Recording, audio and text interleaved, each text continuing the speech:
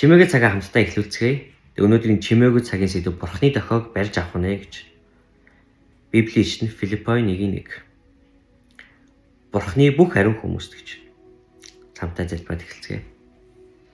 Баярлалаа эзэн минь энэ өдрийн төлөө талархаж байна. Бид таны үгнээс суралцахаар ирлээ. Тэгээд ариун сүнсээ бас бид таныг урьж байна. Үгийг уншиж байх үед таны ичлэлд ойлголт бидний дээр байх болтугай залбирч байна. Амен. Бурхан бидний амьдралд юу хийж байгааг мөн өөрийн хаанчлалын том зорилгын төлөө хэрхэн ажиллаж байгааг бид олж хардаггүй. Бид анх очисон тэрл байрандаа сэтгэл ханаж тэндээ үлддэг. Эсвэл бид Бурханы үгийг уншаад Бурхан юу хүсэж байгааг мэддэгч өөрсдийгөө Бурханаас илүү мэднэ гэж боддог. Ингээд л бид анх очисон байрандаа үлдэж дуулууртай байхыг хүсдэггүй.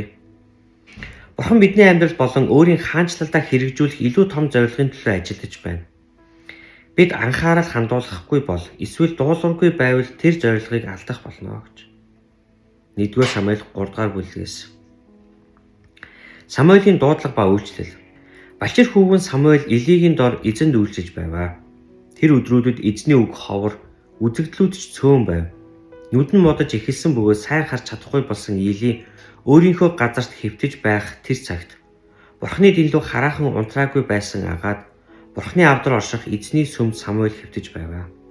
Эзэн Самуэлийг дуудахад би энд байна гэж тэр хэлв. Тэгээд тэр Эли рүү гүйж очин та намайг дуудсан тул би энд байна гэв. Харин Эли би дуудаагүй буцаад хэвт гэсэн Самуэль яваад хэвтэв. Эзэн дахин Самуэль гэж дуудав. Тиймээс Самуэль босож Эли рүү очин та намайг дуудсан тул би энд байна гэв. Гэвч Эли би дуудаагүй хөөмөнд буцаад хэвт гэв. Самуэль эзнийг хараахан мэддэггүй, эзний үгс түүнд илэрхийлэгдээгүй байжээ. Эзэн 3 удаагаа Самуэлийг дахин дуудахад Самуэль босож Эли рүү очин та намайг дуудсан учраас би энд байна гэв. Тэгэхэд Эли балчир хүүгүнийг эзэн дуудаж байжээ гэдгийг ажиж мэдвэ. Тиймээс Эли Самуэльд яв хэвтэж амар. Хэрв тэр чамайг дуудвал чи эзэн минь айлдаж хайр боолтын сонсож байна гэж хариул гэвэ. Ингээд Самуэль явж байрандаа хэвтэв. Тэгэхэд нь эзэн ирж дэрэгдэн зогсоод урдийн адил Самуэла Самуэла гэж дуудав.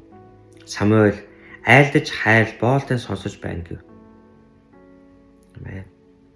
Үргэлжлүүлээд Иохан 14 дээр. Тэрээр өөрийнхийгөө бүгдийг гаргаж төрөнд нь явдаг бөгөөд хонд дууг нь таньдаг тул түүнийг дагдаг гэж. Амен. Бүгдээрээ хамтдаа түүнийг сонсож түүний үгнээс суралцаж түүний үгэнд дуулууртай амьдарцгаая.